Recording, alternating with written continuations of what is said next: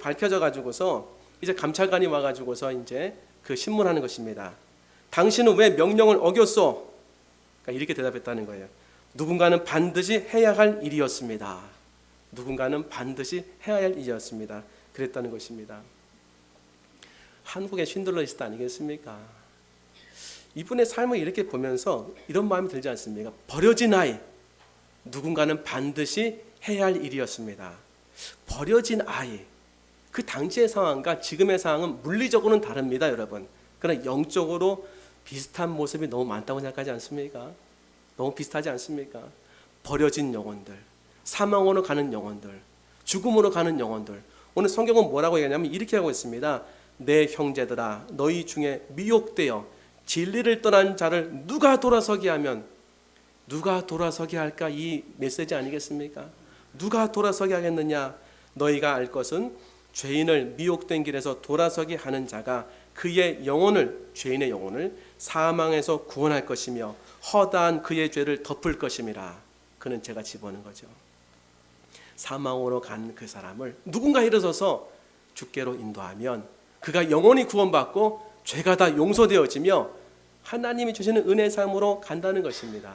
문제는 누가 가느냐는 거죠. 누가 가느냐. 러셀 대령처럼 누가 이 일을 할 것인가? 누군가는 이 일을 해야 했습니다. 사랑하는 성도 여러분, 오늘 하나님께서 우리에게 이렇게 말씀하고 계시는 것 같지 않습니까? 버려진 영혼들, 죽음으로 가는 영혼들, 타락으로 가는 영혼들, 지옥으로 가는 영혼들, 사망으로 가는 영혼들, 누가 나서서 그들을 돌아키게 할 것이냐? 누가 나서서 저들을 건져낼 것이냐? 누가 나서서 저들을 나에게로 인도할 것이냐?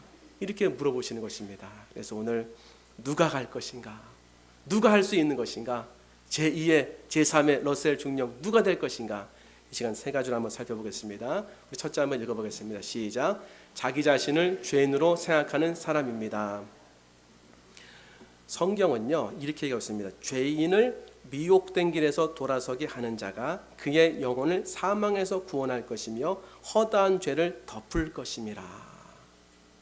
그 죄인을 돌아오게 하는 사람은 죄 사함도 받고 사망으로 가지 않고 그의 모든 허다한 죄를 덮는 은혜를 받게 해주시겠다는 것이죠. 누가 이 죄인을 이끌 수 있겠습니까? 누가 이 죄인을 이끌 수 있겠습니까? 다른 말로 표현하면 누가 섬길 수 있는 사람일까요?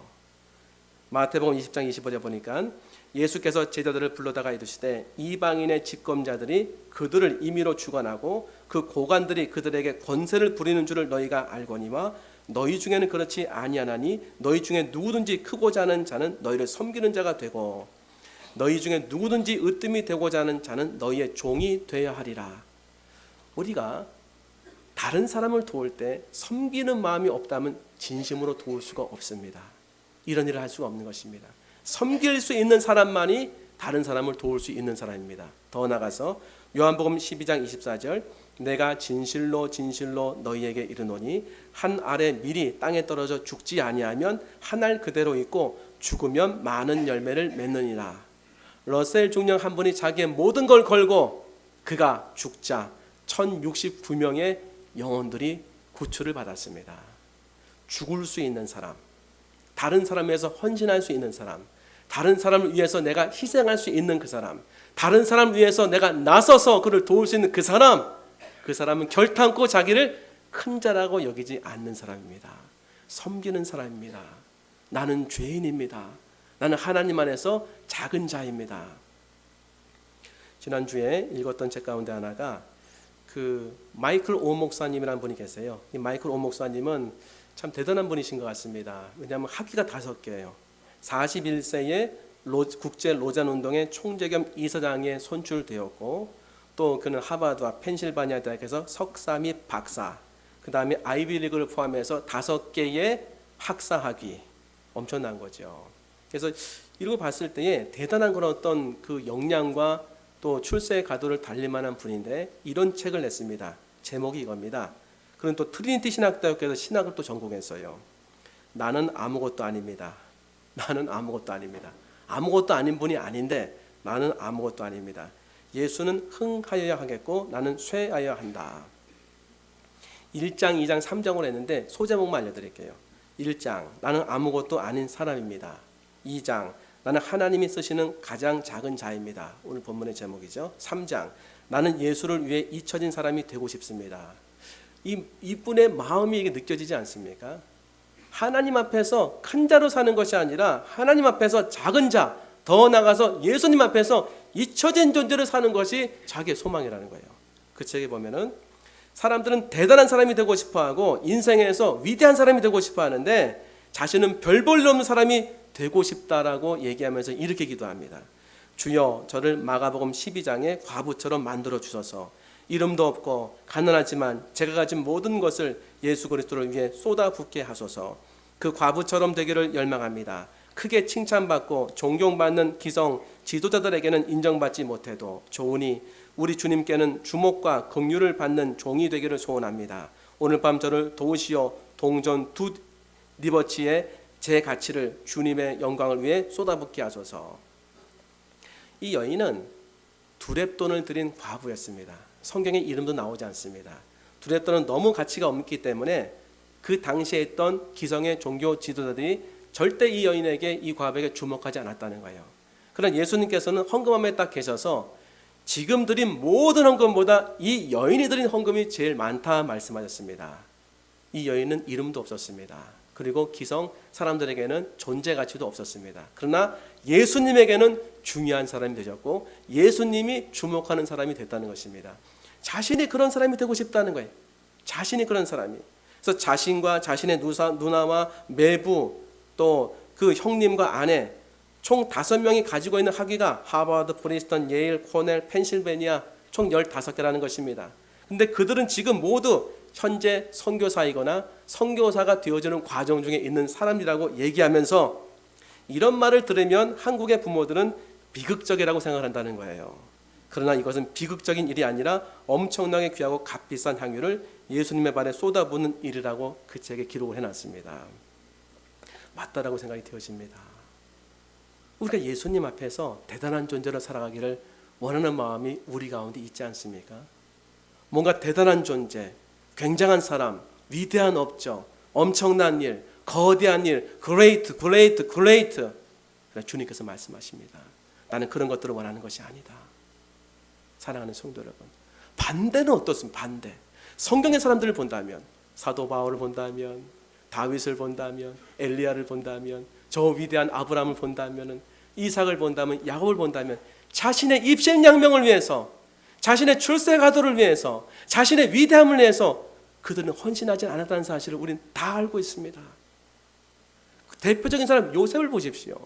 그 위대한 위치에 올라가서 그는 하나님만 바라보고 사람들을 돕고 섬기는 일에 자기의 전 인생을 바쳤습니다. 예수를 위해 아무것도 아닌 사람이 되자, 그렇게 외치더라고요. 예수를 위해 아무것도 아닌 사람이 되자. 다른 말로 하면은 내 가운데 예수님만이 나타나는 삶을 살자, 그 얘기 아니겠습니까? 오직 예수 그리스도께서 나에게 주신 그 삶만 살아보자. 오직 예수 그리스도께서 나에게 목적하신 그 삶의 옷을 입고 그 신발을 신고 나아가자, 이 얘기입니다. 여러분, 우리가 왜 공부합니까? 여러분, 내 자신의 영광과 내 자신의 평안을 위해서 공부할 수 있지만 더 위대하고 더 훌륭한 것은 내가 공부해서 다른 사람을 돕고 다른 사람을 섬기고 다른 사람을 주께로 돌아오는 것에 쓰임받기 위해서 하는 거 아니겠습니까?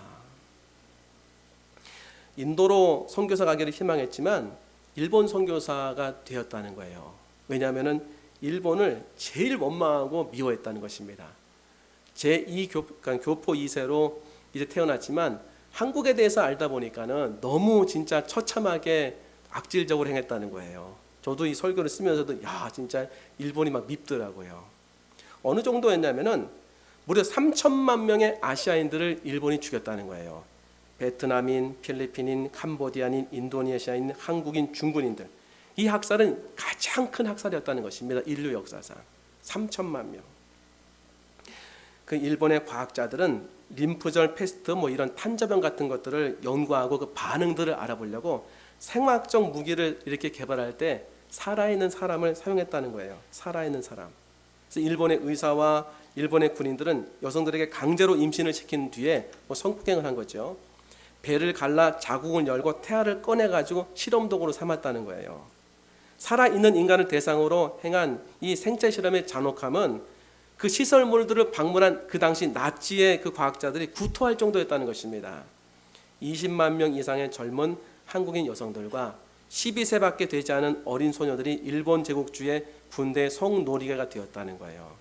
우리가 알면 알수록 분노할 수밖에 없지 않겠습니까? 이 마이크로 목사님도 정말 일본이 싫었다는 거예요. 죄송합니다. 일본에 계신 분 계시면요. 그런데 어느 날 앉아서 일본에 대한 제국주의 만행에 대한 기사를 읽고 있는데, 그래서 마음에 갈등하고 분노하고 있는데 주께서 마음에 이런 마음의 은혜를 주셨다는 거예요.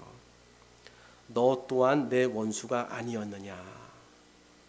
너 또한 내 아들을 십자가에 못 박지 않았느냐? 너는 내 은혜를 받기에 합당한 선한 일을 하였느냐?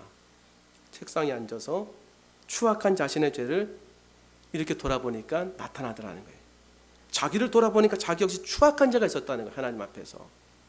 그리고 또 생각해 보니까 정말 하나님의 은혜가 아니고서는 내가 이 자리에 설 수 없었구나.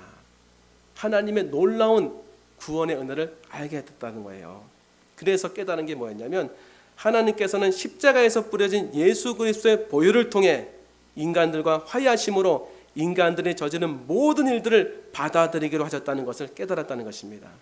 원수 같은 인간들, 극악 무던 죄인의 인간들을 자기 아들을 죽임으로써 그 모든 죄의 대가를 자기 사랑하는 자신의 아들에게 다 쏟아부음으로써 그것을 통해서 하나님의 공의를 실천해서 용서하시고 우리를 사랑하시고 받아들이기로 작정하셨다는 거예요. 이 놀라운 사랑, 이 값없는 사랑, 죄인뿐만 아니라 원수까지도 사랑하시는 이 사랑 앞에서 자기는 하나님이 자신을 얼마나 사랑하고 그리고 일본인들을 얼마나 사랑하는지를 알고서 일본에 가고자 하는 마음이 생겼다는 것입니다. 사랑하는 성도 여러분, 우리도 마찬가지입니다. 내가 의인이 맞습니다. 하지만 용서받은 의인 아니겠습니까? 우린 누구입니까? 죄인이었습니다. 치명적인 죄를 짓고 하나님 앞에 원수처럼 살았지만은 우리 역시도 사망의 길을 가는 사람 아니었습니까? 이 오늘 본문에 나와 있는 이 사람이 바로 우리 아니었습니까?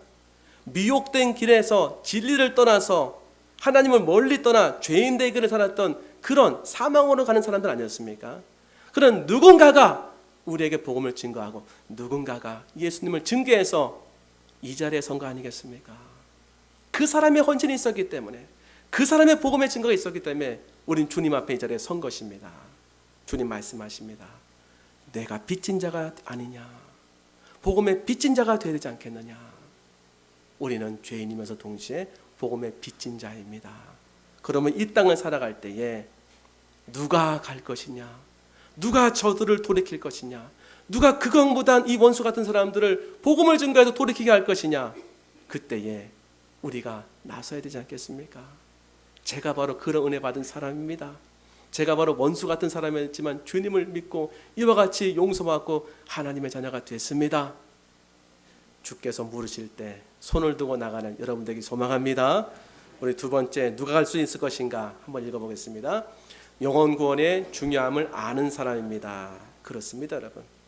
마지막 순간에 무엇을 선택할 것인가? 이분을 오늘 마지막 만난다고 한다면 내가 무엇을 얘기해 줄 것이고 무엇을 선택해서 어떤 일을 할 것인가? 이 마이크로 목사님이 친할아버지를 되게 싫어했다는 거예요. 고집세고 완고하고, 그리고 또 그 자기 어머니와 친척들이 교회를 이렇게 데려가면 몇 번은 나가셨는데 예수님을 안 믿는다는 거예요. 또 영어도 못하시고, 영어 못하면 또 이렇게 좀 많이 이렇게 좀 차별받나 봐요. 친구들에게 전화가 오면은 아예 전화를 받지 말던지 잘못 받아가지고 낭패를 많이 당했다는 거예요. 뭐 영어를 못하시니까. 근데 이분이 돌아갈 그런 그 날이 됐습니다. 건강했던 분이지만 이제 나이가 되고 병이 들어서 병석에 누워서 병원에서 이제 위급하다는 소식을 들었습니다. 그래서 마이크로 목사님이 일정을 다 취소하고 급한 상황이지만 이 병원에 달려갔어요. 가보니 할아버지가 누워 계십니다. 할아버지, 예수님 믿으세요. 할아버지, 하나님의 사랑과 기쁨과 평화를 받아들이세요. 그리스도를 영접하면 그분의 사랑과 기쁨과 평화를 알게 될 겁니다.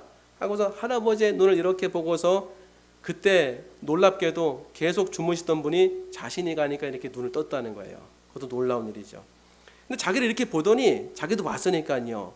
눈을 찌푸리더라는 거예요. 받아들이지 않겠다는 그런 사인이겠죠.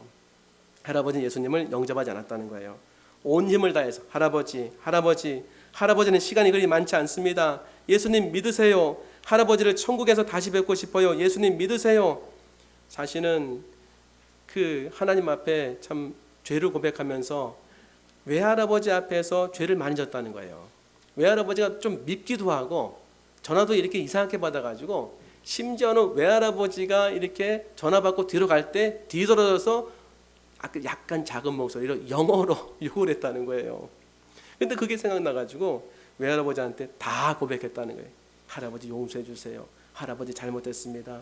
할아버지 제가 할아버지한테 이렇게 많은 죄를 저질렀어요. 그 모든 죄사함의 고백은 할아버지의 마음의 문을 열고 싶은 마음이 있었기 때문에 또 죄도 고백하고 싶은 마음도 있었던 거죠. 그리고 다시 할아버지 손을 잡으면서 할아버지 사랑해요. 근데 마음이 안 열리는 거예요. 마이크로 목사님은 침상에서 내려와서 무릎을 꿇고 할아버지 발을 잡고 간절하게 기도했습니다. 하늘에 계신 아버지, 저는 지금 너무 지쳐 있습니다. 제 외할아버지에게 자비를 베푸소서. 그가 하나님의 사랑을 받을 자격이 없다는 것, 혹은 이렇게 인생의 마지막 순간에 이르러 구원받을 자격이 없다는 것을 잘 압니다. 그러나 주여, 그에게 주님의 자비를 보이소서 하고서 기도한 다음에 깊은 호흡을 하고 이 오 목사님이 다시 힘을 내서 지친 상태에서 오신 거예요. 힘을 내서 침상 위에 올라가서 할아버지의 손을 붙잡고 신자되기 원합니다 찬송을 불렀다는 거예요. 신자되기 원합니다. 신자되기 원합니다. 그래서 할아버지 눈을 이렇게 응시해 보니까 할아버지의 눈물에 찬송을 듣는 할아버지 이 눈에 눈물이 미미하지만 고여 있었다는 거예요. 너무 놀라운 사실이었죠. 그리고 무언가를 말하려고 하다가 기침 때문에 말하지 못하셨다는 거예요. 그 얼굴을 보니까는 뭔가 고통스러워하는 얼굴이셨습니다. 다시 이 오 목사님은 힘을 내서 제발요 할아버지, 예수님을 믿으세요. 예수님을 바라보시고 할아버지의 인생을 예수님께 굴복시키세요. 할아버지는 너무 완고하셨어요. 그러나 이제 죽음을 앞두고 계세요. 할아버지는 하나님의 사랑을 받을 자격이 없어요. 하나님을 거부하면서 일평생 살아왔기 때문이에요. 하지만 하나님은 여전히 할아버지를 사랑하시고 하나님의 은혜를 여전히 할아버지에게 내밀고 계세요. 할아버지 제발 하나님을 믿으세요. 마음을 여세요. 할아버지 안아드렸다는 거예요. 할아버지 사랑해요. 그런데 정작 불러야 될 찬송가 한 곡을 안 불렀다는 사실이 깨달아졌다는 거예요. 그건 바로 나 같은 죄인 살리신. 자기가 교포 이사였기 때문에 한국 발음이 굉장히 시원찮다는 거예요. 발음을 잘 못해서. 그런데 할아버지를 위해서 한국식 발음으로 나 같은 죄인 살리신 하면서 그 찬송을 불렀다는 거예요. 다 부른 다음에 침상에 올라와서 할아버지 옆에 무릎을 꿇고 마지막 소망을 담아서 물어봤다는 것입니다. 할아버지, 예수님을 믿으시겠어요? 정말 알고 싶어요. 알고 싶은 거죠. 손자니까. 순간 깜짝 놀랐다는 거예요. 며칠 동안 계속 잠만 자면서 아무 의사표현도 못했던 외할아버지가 아주 작은 동작으로 고개를 위아래로 움직여서 끄덕했다는 거예요. 할아버지 정말로 예수님 믿으세요? 두 번째 물어보는 거예요. 다시 끄덕. 세 번째로 물었습니다. 할아버지 정말로 예수님 믿으세요? 다시 끄덕. 정말이요? 할아버지 너무 기뻐요. 무언가를 말하려고 애쓰는 할아버지는 병 때문에 기침 때문에 아무 말도 못했다는 거예요. 이 손자는 너무너무 기뻤던 겁니다. 그래서 아론의 축복문을, 민수기에 나온 아론의 축복문을 할아버지 머리에 손을 얹고 기도하시자 할아버지가 스르르 잠이 들더라는 거예요. 그 얼굴을 보니까 너무 얼굴이 평화로 가득 찼다는 것입니다. 마음이 너무 기쁘고 감사해서 이제 비행기 시간이 다 돼가지고서 이제 비행기를 탔는데 얼마 있지 않아서 연락이 왔어요. 할아버지 운명했다고. 저는 이 책을 그 간증문을 읽으면서 그런 생각이 들더라고요. 마지막 손자가 할아버지를 대면할 때 누구나 다 이러는 것인가? 아닙니다, 여러분. 누구나 다 이렇겠습니까, 여러분? 이 마이크로 목사님은 가장 필요한 것이 무엇이고 할아버지가 지금 가장 중요한 것이 무엇인지를 알았던 것입니다. 오늘 성경에서 말하고 있지 않습니까? 너희가 알 것은 죄인을 미혹된 길에서 돌아서게 하는 자가 그의 영혼을 사망에서 구원할 것이며 허다한 죄를 덮을 것임이라. 마이크로 목사님이 그 할아버지를 사망에서 그 영혼을 구원한 것이고 구원의 도구가 됐고 허다한 죄를 덮는데 도구로 사용된 거 아니겠습니까? 그 선택의 중요함. 우리는 오늘도 만납니다. 사람들을요. 마지막 만나는 사람이라고 한다면 뭐 하겠습니까? 여러 가지 많이 있지 않습니까? 뭐 안부를 뭐 다시 물어보고 뭐 주소를 적고 그다음에 다음에 또 만납시다. 어찌 보면 신변에 이제 일어날 만한 일들 그냥 얘기하고 지나갈 수 있지만 하나님이 정작 원하시는 것은 한 번만이라도 단 한 번만이라도 내 아들 예수 그리스도 얘기를 증거해 주는 것을 원하지 않으시겠습니까? 단 한 번만이라도 내가 직장 생활할 때에 나의 사명이 뭐라고 생각하십니까? 단 한 번만이라도 한 명도 내 앞을 지나간 사람이 한 번은 예수님의 복음을 듣게 하는 것이 어찌 보면 우리의 사명이 아니겠습니까? 오늘 주님이 그걸 말씀하시는 거예요. 우리가 인생을 살 때 가장 중요한 것이 뭐라고 생각하느냐? 지금 너의 인생이 내 앞에 설 날이 얼마 남지 않았는데 너무나 많은 사람들이 너희가 오는 길로 오지 아니하고 사망의 길로 가고 있단다. 죽음의 길로 가고 있단다. 그 버려진 존재들, 그 던져진 존재들 어떻게 할 것이냐? 너희를 통해 내가 사용하기 원한다. 너희를 통해 내가 그들을 구원하기 원한다. 너희가 용기를 내서 마음을 다해서 그들에게 복음을 증거할 때 내가 도와주리라. 내가 역사하리라. 이런 은혜를 주시고 계시지 않습니까, 여러분? 누가 나눌 수 있겠습니까? 복음에 대한 마음의 확신을 갖고 가장 중요한 것이 무엇인가? 사랑하는 성도 여러분, 가장 중요한 것은 하나밖에 없습니다. 영혼 구원입니다. 오늘 본문의 메시지가 바로 그것입니다. 사람에게 가장 중요한 것이 무엇인가? 영혼 구원입니다, 여러분. 교회는 왜 존재합니까? 영혼 구원을 받기 위해서. 영혼 구원을 받는 것이 제일 중요한 것입니다. 우리 주변에 영혼 구원 받지 못한 사람이 얼마나 많이 있습니까? 그들과 오늘도 우리는 만나야 될 것입니다. 그때에 우리가 생각해야 될 것, 그 영혼의 소중함, 그 영혼의 불쌍함, 그 영혼은 구원받았는가, 그 영혼은 하나님 앞에 설 수 있는 존재인가 우리가 살펴보고 그들을 만나야 됩니다. 마지막 세 번째 한번 살펴보고 우리 읽어보겠습니다. 시작. 복음의 능력을 진심으로 믿는 사람입니다. 누가 죄인을 미혹던 길에서 돌아오게 할 수 있을까? 누가 죄인을 주께로 인도해서 그 죄를 용서받고 영혼을 구원하는데 도구가 될 수 있을까?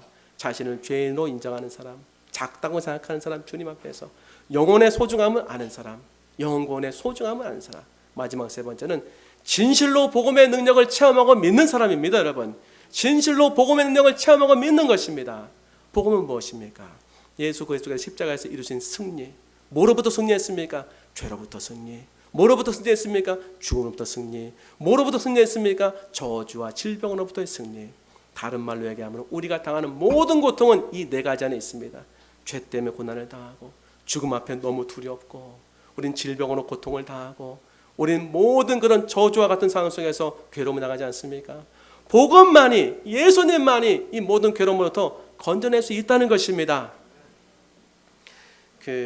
죄인에 대한 하나님의 생각을 제가 알려드릴게요. 저 악질 같은 죄인인데 하나님 반드시 징벌해서 지옥으로 집어 던지고 싶을 것이다. 하나님께서 에스겔 18장 23절에 주 여호와의 말씀이니라. 내가 어찌 악인이 죽는 것을 조금인들 기뻐하랴. 놀랍죠. 그가 돌이켜 그 길에서 떠나 사는 것을 어찌 기뻐하지 아니하겠느냐. 주님의 뜻은 악인들이 회개하고 주께로 돌아오는 것입니다. 누가복음 15장 7절 내가 너에게 이르노니 이와 같이 죄인 한 사람이 회개하면 하늘에서는 회개할 것 없는 의인 99으로 말미암아 기뻐하는 것보다 더하리라. 이게 주님의 뜻이에요. 오늘 본문의 말씀도 마찬가지 아니겠습니까? 누가 죄인을 미혹던 길에서 돌아서게 할 것이냐. 지난주에 정선자 권사님이죠.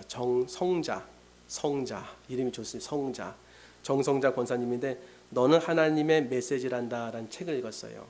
첫째 아들 조셉에 대한 그런 삶의 간증을 이제 책으로 기록한 것입니다. 그러니까 이분이 이제 많이 어려움이 있었더라고요. 뭐 한국에서는 뭐 학벌도 괜찮고 이렇게 뭐 음악도 전공해가지고 피아노를 전공했는데 미국에서 한 청년이 왔어요.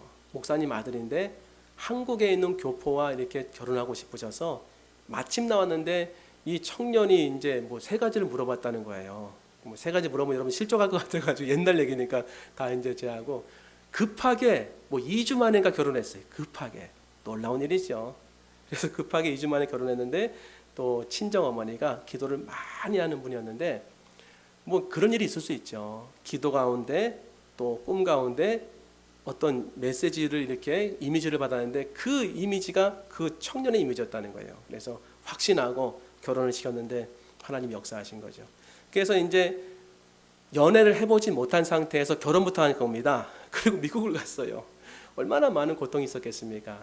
첫 아이를 낳았는데 이름을 조셉이라고 했어요. 조셉은 요셉을 따라서 조셉이라고 했는데 이 아이가 10개월 됐을 때 굉장히 큰 기쁨이었겠죠.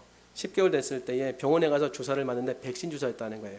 의사가 미국 의사가 나와가지고 주사를 놨는데 굉장히 당황하면서 다시 들어가서 간호사랑 뭘 얘기하는데 그 안에서 뭐 과다 뭐 이런 뭐 영어가 짧으니까요. 당시에는 뭐 이런 얘기만 듣고 뭔 일인지 몰랐다는 거예요.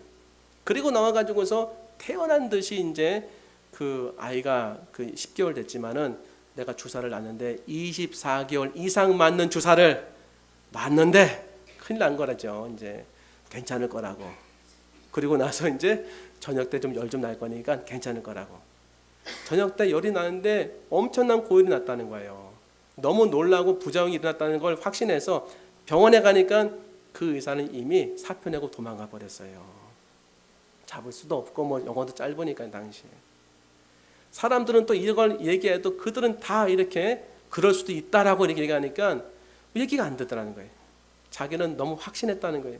그때 그 의사가 10개월짜리 아이에게 놔야 될 백신은 24개월 이상 되는 아이에게 놨기 때문에 그 주사 안에는 치명성을 나타낼 수 있는 약의 요소가 있었다는 거예요. 어린아이에게는. 아이가 이게 크는데 뭐 유치원 같은 데 맡겼나 봐요. 애가 이상하다고 이렇게 선생님들 얘기하니까 처음은 기분 나빴다는 거예요. 그래서 유치원 이런 데로 옮기고 나서 2번, 3번 이상하다고 정신적인 한번 검사를 받아야겠다고 가서 보니까 아이고 정신과에 가서 선생님 그러는 거예요. 이 아이는 자폐아이입니다. 자폐만 있는 것이 아니라 간질까지 있었어요. 발작. 이 발작이 일어나면은 어떤 짧을 때는 한 45초, 길 때는 2, 3분. 한 번 일어나면은 옆에 있는 사람은 다 숨이 넘어갈 정도로다가 이렇게 힘들어한다는 거예요. 이 거품을 물고. 그러면 할 수 있는 게 아무것도 없다는 거예요. 그냥 엉엉 울면서 아이 발 주물러 주는 거. 엉엉 울면서 이 아이 살려달라고. 이걸 하도 많이 하다 보니까 나중에는 어찌 보면은 담대지더라는 거예요. 이런 일이 하루에도 너무 많이 일어나니까. 그러니까 이런 자폐하고 또 간질적인 그런 발작을 일으키는 그 아이가 있는 집이 너무너무 고통스럽다는 거예요. 그러면서 하나님이 자신에게 주신 또 하나의 또 고난 가운데 은혜도 이렇게 발견했다는 거예요. 그래서 이 조셉이 성장하면서 분노도 막 표현하고 사춘기 때에 엄마의 머리끈댕이를 잡고서 이렇게 막 떨어뜨리고 힘이 세니까요. 그러니까 아무도 모른다는 거예요. 이 사실은요. 얘기하면 아이를 가둘까 봐. 그래서 이제 이렇게 자라다가 뭐 얼마나 힘들었겠습니까? 수영도 가르쳐주고 9살 때 같은 경우는 수영장에서 이렇게 마비가 오고서 발작이 일어나가지고 또 이렇게 떠내려 나가고 다시 걔를 또 하나님의 살라서 이렇게 오고 그와 같은 상황 속에서 이제 청년이 되고 이제 20이 넘었어요. 25이 넘었습니다. 근데 이 아이가 온순해지는 거예요. 온순해지고 글도 쓸 줄 알게 되고 이 자폐증 아이가 또 뛰어난 능력이 있었습니다. 기억력 이런 것들. 그래서 인사도 잘하고 나중에 조셉이 처음에는 진짜 말썽꾸러기였는데 나중에 젠틀맨 조셉이 됐다는 거예요. 그래서 부모에게 기쁨을 주고 또 교회에서 와도 주보를 앞에서 이렇게 나눠주면서 환하게 웃으면서 사람들을 맞았다는 거예요. 그런 그 조셉이 31살이 되어져가지고 이런 연락을 받았습니다. 조셉이 수영장에서 빠졌습니다. 근데 이해가 안 가더라는 거예요. 수영을 잘한 아이인데 수영장에 왜 빠졌는가? 이유는 하나, 발작이 일어난 거죠. 그래서 그 불이 나게 이제 병원으로 갔는데도 그렇게 크게 이렇게 신경을 안 썼다는 거예요. 종종 일어났던 일이기 때문에 또 주변에 많은 또 보호자들이 있었기 때문에 뭐 코치도 있었고 뭐 수영 안전 요원도 있었기 때문에 별일이야 있었겠냐. 근데 발작은 원래 2, 3번 지나면은 좀 잠을 들고 그 다음에 집에 가면 되는데 왜 병원에다 데려다 놨지? 궁금했다는 거예요. 병원에 도착했는데 아무도 자기 아들 조셉에 대해서 보여주질 않더라는 거예요. 그래서 아니 조셉이 어딨냐고 가서 보니까는 심장에 피가 흥건하고 이 상체에 피가 여기저기 다 흩어졌다는 거예요. 이 조셉이 수영장에 빠졌는데 바닥 모퉁이에서 건졌다는 거예요. 바닥 모퉁이에서. 그럼 정신이 이제 온전하지 않았겠죠. 그래서 이제 인공호흡을 하면서 심폐소생술을 하면서 그 청년이 심장을 때려가지고서 갈비뼈가 부러져가지고 그 갈비뼈가 허파를 찔러가지고 피가 여기저기 막 튄 것입니다. 이제 그걸 딱 보니까 너무 기가 막힌 거죠. 하나님, 이게 끝이 아니지요. 하나님, 조셉을 살려주세요. 조셉을 일으켜 세워주세요. 제발 그렇게 해주세요. 잠시 후 의사는 머뭇거리면서 이제 가망이 없습니다. 여기 와서 작별 인사를 하세요. 모든 기능이 다 멈췄습니다. 날벼락이죠. 아무것도 생각이 안 나더라고요. 아무것도 생각이 안 나죠. 눈물도 안 나더라는 거예요. 하나님 어떻게 해요? 어떻게 하면서요. 그리고 나서 울면서 집에 와서 이제 집에서 뭔가를 준비하면서 가려고 하는데 메일이 하나에게 왔습니다. 집에 들어왔는데 사망 소식을 듣고 나서. 근데 그 메일이 선교사님에게 온 거예요. 선교사님이 왔는데 선교사님 평상시 중국 선교사님인데 메일이 안 오시는 분인데 이런 메일이 왔다는 거예요. 조셉에게 좋은 일이 있나 봐요. 내가 어젯밤에 꿈을 꿨는데 조셉이 정상의 얼굴로 너무나 환하고 멋지게 밤색 양복을 차려입은 채 엄마를 바라보더라고요. 엄마인 권사님도 얼마나 예쁘던지 핑크색 투피스를 입고 조셉과 포옹하시더군요. 꿈속에서 조셉은 엄마를 무척이나 대견한 듯 바라보며 이렇게 말하고 있는 것 같았어요. 엄마, 그동안 나 때문에 참 수고 많았어. 권사님, 조셉에게 좋은 일이 있습니까? 혹시 조셉이 결혼이라도 하나요? 참 어처구니없고 기가 막힌 메일인데 이 메일을 보면서 하나님께서 뭔가 말씀하시고자 하는 메시지가 있다는 사실을 알았다는 거예요. 조셉의 그 죽음의 얼굴이 생각이 났습니다. 조셉을 이렇게 병원에서 봤을 때 왼쪽에 눈물 자국이 있었다는 거예요. 이것은 물에서 건져낸 다음에 살아있었다는 증거를 알려주는 것이라는 것입니다. 그래서 조셉아, 너도 울고 있었구나. 인공호흡을 받을 때, 병원으로 옮길 때, 아니면은 응급실에서 네가 울고 있었구나. 그 눈물 자국이 있었던 거거든요. 그러면서 엄마는 또 그 시체를 이렇게 죽음을 이렇게 붙잡고서 조셉 눈 떠봐. 그 눈으로 엄마를 봐야지. 내가 사랑하는 엄마가 이렇게 왔잖아. 엄마랑 인사해야지. 조셉. 심장이 막 터지고 찢어지는 그런 아픔이 있었다는 거예요. 그런 찰나에 이런 메일을 받고 나서 놀랐다는 거예요. 하나님께서 왜 이런 메일을 받게 하셨지? 너무너무 가슴이 아프고 고통스러운데 한편으로는 하나님의 섭리가 뭔가 있는 것이 아닌가. 하나님이 지금 천국에서 조셉을 데리고 있는 것을 알려주시는 거 아닌가. 그런 마음이 들어서 한편으로는 또 마음의 위로가 됐다는 거예요. 그리고 나서 조셉의 장례를 다 치렀습니다. 장례를 다 치르고 한 달 정도 뒤에 원래 가기로 했던 매년 1년마다 가족 여행이 있다는 거예요. 가족 여행 갔는데 너무 아름다운 곳이니까 마음이 너무 고통스럽다는 거예요. 왜냐하면 큰아들 조셉이 수영을 좋아했는데 수영하기에 너무 아름다운 그런 휴양지였다는 것입니다. 평상시에 조셉이 바다 자폐증이니까 단어가 짧지요. 바다 수영 아니면 옆에서 엄마가 그를 데리고서 수영에게 이끌어주는 그런 그 귀에 목소리가 너무 자꾸 들리니까 너무 고통스러웠습니다. 그래서 가족들이 다 잠든 사이에 자기 큰아들 조셉을 만져보고 싶어서 미칠 것 같은 마음이 들어서 하나님 앞에 엎드려서 울부짖었다는 거예요. 조셉, 너는 먼 곳으로 갔구나. 그런데 이 엄마는 내가 없는 이곳에서 살 수가 없구나. 내가 그리워. 내가 보고 싶어. 견딜 수가 없어. 엎드려서 하나님께 울부짖습니다. 하나님 왜입니까? 왜 하나님께서는 조셉을 이렇게 일찍 데려가셔야 했습니까? 조셉이 그렇게 꽃답게 피어나던 시절에 하나님께서 왜 조셉을 데려가야 했습니까? 이제부터 정말 하나님 앞에 더 많이 쓰임받을 일만 남았다고 생각했는데, 그래서 감사하고 기뻐했는데 왜 이토록 허망하게 조셉을 데려가셨습니까? 왜요? 무슨 이유로? 도대체 왜 그러셨습니까? 조셉이 한 달만이라도 더 살았다면 이곳에 와서 마음껏 수영하며 행복한 시간을 보냈을 텐데 그 한 달도 안 봐주시고 왜 하필 그때에 고통받다가 떠나게 하셨습니까? 하나님 제게 약속하셨잖아요. 예레미야서 29장 말씀으로 약속해 주셨잖아요. 조셉을 향해 좋은 뜻이 있고 미래와 장래의 소망을 주신다고. 그 소망이라는 게 도대체 무엇입니까? 이것은 다 끝났습니다. 조셉이 갔으니 그걸로 다 끝난 겁니다. 소망이 없습니다.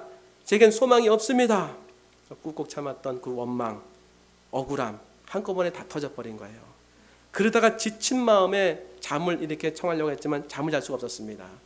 순간 예레미야 29장에 주신 말씀을 다시 확인해 보고 싶어서 너를 향한 나의 생각은 내가 하나니 재앙이 아니라 장래의 소망을 주려는 것이라. 이 말씀을 다시 확인해 보려고 성경을 펼쳤는데 그날따라 눈에 확 들어오는 말씀이 있었다는 거예요. 그 다음 구절, 너희가 내게 부르짖으며 내게 와서 기도하면 내가 너희의 기도를 들을 것이요 너희가 온 마음으로 나를 구하면 나를 찾을 것이요 나를 만나리라. 다시 엎드렸다는 거예요. 울면서 고백하면서 울면서 기도했다는 것입니다. 그러면 하나님 오늘 밤 저를 만나주세요. 하나님 못 만나면 저는 이제 죽을 것 같아요. 정말로 미칠 것만 같아요. 하나님 저를 만나주시고 하나님과 함께 있는 조셉도 좀 보여주세요. 조셉을 제발 한 번만이라도 보여주세요. 안녕이라는 인사 한마디 못하고 헤어진 조셉에게 인사라도 하게 해주세요. 몇 시간을 계속 기도했다는 거예요. 그리고 새벽이 밝았습니다. 새벽이 밝았는데 잠깐 잠이 들었습니다. 그런데 꿈인지 생시인지 모를 장면이 펼쳐진 것입니다. 그렇게도 사랑하는 조셉이 자신 앞에 나타난 거예요. 한 달 동안 꿈에서라도 보게 해달라고 기도했지만 한 번도 나타나지 않던 조셉이 그날 새벽에 나타났습니다. 조셉이 평소에 좋아하던 그 교회에 자신이 항상 서 있었던 그 주변에 앉은 그 자리에 앉아서 예배당 입구에서 너무나 건강한 모습으로 환한 모습으로 예배를 먼저 마쳤다는 그 얼굴로 한방 웃음을 지으면서 서 있었다는 것입니다. 예배당에 서 있는 아들을 발견하고 행여 그 아이를 잃어버릴까 싶어 얼른 안아가지고서 조셉 하면서 달려가 안고 아이의 얼굴을 만지고 얼굴에 환한 미소를 보고 얼마나 마음이 행복했는지 찬송을 부르고 또 기쁨을 나눴다는 거예요. 꿈이었지요. 그 꿈이 깨고 나서 하나님 앞에 너무너무 감사했다는 것입니다. 얼마나 마음이 평안한지 하나님 이 아들이 천국에서 이렇게 기쁘게 살고 있군요. 그동안 엄마만큼 아들을 잘 돌봐줄 수 있는 선생님이 없을까 싶어서 언제나 눈에 불을 켜고 사람들을 살펴봤는데 이제는 엄마보다 100배, 1000배 더 좋은 예수님이 조셉을 살펴주고 계시군요. 감사합니다 예수님. 이젠 제게 걱정이 없네요. 제가 그동안 조셉이 어떻게 지내는지 한 번만 보여달라고 그렇게 기도했더니 이렇게 신실하게 응답해 주셨군요. 하나님 감사합니다. 좋으신 하나님 정말 고맙습니다. 할렐루야. 복음이 아니고선 이 고통을 이겨낼 수 없습니다. 복음이 아니고선 이 슬픔을 이겨낼 수 없습니다. 복음이 아니고선 이 죽음을 넘어설 수 없습니다. 오직 예수님의 복음만이 고통 가운데도 소망을 주시고 죽음 너머의 세계에서도 소망을 갖게 하시고 죽었으나 살아있는 그 은혜를 믿음을 통해 받을 수 있는 것입니다. 사랑하는 성도 여러분, 우리가 이 땅을 살아가면서 얼마나 많은 고통과 죽음의 이별이 있습니까? 이 죽음의 일과 고통은 딱 한 가지만 해결할 수 있습니다. 한 가지로만, 바로 예수님이 우리를 위해 죽으셔서 우리가 죄 사함을 받고 영생을 얻고 하나님의 나라인 천국에 가서 영원토록 산다는 거. 그러면 나의 아들은, 나의 아버지는, 나의 아내는, 나의 남편은 죽지 않았습니다. 천국에서 다시 만날 것입니다. 그날 아침 그곳에서 만날 수 있습니다. 이 믿음을 통해서 우리는 죽음도 이길 수 있고 고통도 이길 수 있고 모든 절망도 다 이길 수 있는 것입니다. 이게 복음의 능력인 것입니다. 오늘 이 복음의 능력으로 힘을 얻고 다시 주님 앞에 나가서 찬송을 부르는 저와 여러분들에게 소망합니다. 기도하겠습니다.